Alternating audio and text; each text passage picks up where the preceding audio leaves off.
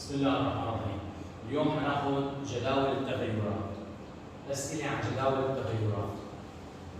عندي تابع اف جدول تغيرات ومعطى كما يلي. الناقص ثانية الاثنين غير معرف للزائد ثانية. هذا السؤال بيجي سؤال هو الفحص، يا جدول يا رسمة بيانية. أوجد دي اف. شو يعني دي اف؟ مجموعة التعريف. شو يعني دي اف؟ مجموعة التعريف. من وين بحصل على مجموعة التعريف؟ من سطر اكس. من سطر مين؟ اكس. من وين بحصل على اف دي؟ من سطر اف اكس. من سطر اف اكس. كيف يعني بحصل عليها من سطر اكس؟ بنطلع على سطر اكس.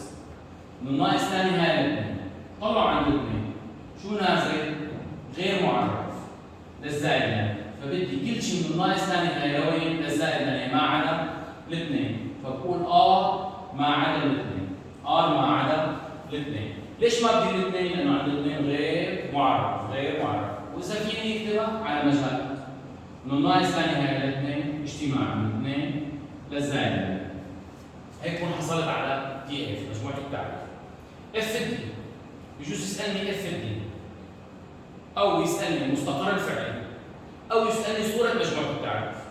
هذا السؤال وهذا السؤال وهذا السؤال نفس الجواب بحصل عليه من سطر اف اكس. من سطر اف اكس هو اجتماع مجالات سطر اف اكس.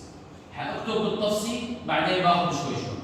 من الزائد للنهايه للصفر، ما بصير اكتب من الزائد للنهايه للصفر، لأن المجال بمشي فيه من الصغير للكبير، فبكتب من الصفر للزائد للنهايه.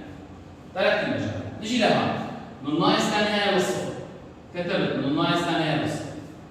شوفوا يا شباب، الزائد للنهايه دائما مجاله مفتوح. ناقص للنهايه دائما مجاله مفتوح. نجي للصفر. نطلع هون على الصفر. نطلع لفوق. هل الاثنين بننتهي لمجموعة التعريف؟ لا، لأنه ار ما عدا الاثنين. معناتها ما بدي الاثنين، فما بدي جوابها، فما بدي الصفر، فبفتح المجال عند الصفر. شوي شوي. نجي للصفر هذا. شو جوابه فوق؟ زائد لا نهاية. الزائد لا نهاية مجاله بمجموعة التعريف مفتوح، معناتها ما بدي اياه، فجوابه ما بدي اياه. معناتها عيد مرة ثانية. الاثنين ما بدي اياها، معناتها جوابها ما بدي اياه. الزائد لا نهاية ما بدي اياها، فالجواب ما بدي اياه. عشان هيك عند الصفر هون والصفر هون مجال مفتوح. شو بحط بيناتهم؟ اجتماع. شو بحط بيناتهم؟ اجتماع. بس انا ما حلوه اكتب من الصفر للزائد لان اجتماع من ناقص ثاني للصفر، فبكتب المجالات بشكل احلى بعد ما اشرحهم. شلون بشكل احلى؟ بكتبهم من ناقص للنهايه للصفر اجتماع من الصفر للزائد للنهايه، او مثل ما كتبت ار ما عدا الصفر. ار ما عدا الصفر. هون اوجدت دي والدي اف.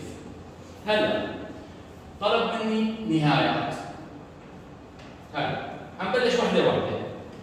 حنبلش بالسهل. النهايه عند الزائد لا نهايه. اكس 9. دائما اكس 9 باخذها من سطر اكس. لوين 9؟ للزائد لا نهايه. ليه؟ انزل لتحت سطر اف. شو الجواب؟ صفر. باخذ الجواب صفر. معناته جواب النهايه دائما باخذه من سطر اف اكس. اكس 9 لوين؟ للزائد لا نهايه. بلاقيه بسطر اكس. وحده ثانيه. اكس 9 لوين؟ للناقص لا نهايه، فبلاقيه من سطر اكس. ليه للناقص لا نهايه؟ شو جوابه بسطر اف اكس؟ زائد لا نهايه. خلص. نجي للاعداد. اكس 9 للاثنين بقيم اكبر، هي اكبر، هي اصغر. اكس 9 للاثنين بقيم اكبر. بروحنا عند الاثنين بسطر اكس ليك. وبحطوا مسطرتي هيك. يمين اكبر، يسار اصغر. اكبر من اثنين. اكبر من اثنين، شو الجواب؟ ناقص لا نهايه. اصغر من اثنين، شو الجواب؟ صفر. هي اسمها قيم اكبر وهي اسمها قيم اصغر. معناتها النهايات، اجوبه النهايات باخذهم من سطر اف اكس. وشلون بعرف اكس لوين من 9؟ 9 لوين؟ لاثنين، بلاقيها بسطر اكس. 9 للزائد لا نهايه بسطر اكس. جوابها بسطر اف اكس. جوابها بسطر اف اكس. سؤال بسيط. ما حلول المتراجحه اف اكس أصغر أو تساوي الصفر. ما حلول المتراجحة fx أصغر أو تساوي الصفر؟ دائما يا جماعة حكتب لكم ملحوظة، حل معادلة، حل متراجحة دائما من سطر x، من سطر شو؟ x. نتذكر نحن لما كنا الصف السابع عم نحل معادلات، لما بحل معادلة بيطلع لي x تساوي، لما وصلنا للصف العاشر عم نحل متراجحة x تنتمي لمجال، معناتها حلول معادلة متراجحة جوابها x. شو جوابها؟ x. الحل بطلع عليها من سطر fx وبشوف الجواب من سطر x. شوي وين بلاقيها هاي؟ بسطر fx. fx اصغر او تساوي صفر، يعني fx سالب.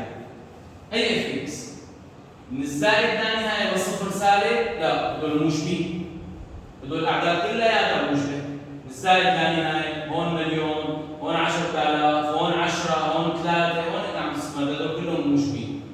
من الناقص ثاني هاي للصفر هدول كلهم سالبين. يا شباب ما دخل اذا التابع متناقص فهو سالب، ما دخل اذا التابع متزايد فهو موجب، لا هون متزايد بس متزايد بالسالب، هون متناقص بس متناقص بالموجب. القيم من الناقص ثاني هاي للصفر شبه سالبه، معناته هون الحلول. وين بلاقي الحلول؟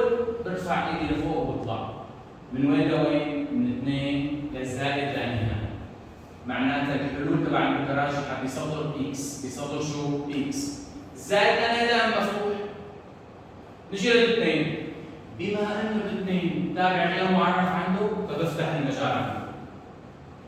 ليش فتحت؟ مع انه الاستاذ فيه يساوي، هن علمونا انه اذا فيه يساوي يسكر المجال. ليش فتحت المجال عند الاثنين؟ لانه الاثنين لا تنتمي لمجموعه تعريف التابع، بيكون هي حلول متراجحه fx اصغر او تساوي الصفر. هي اول فكره بجداول التوابع بدراسه التغيرات، نوجد كم طلب منهم مجموعه التعريف ومنهم النهايات ومنهم حلول متراجحه. حناخذ بعد فتره مسائل ثانيه. الله يعطيكم العافيه.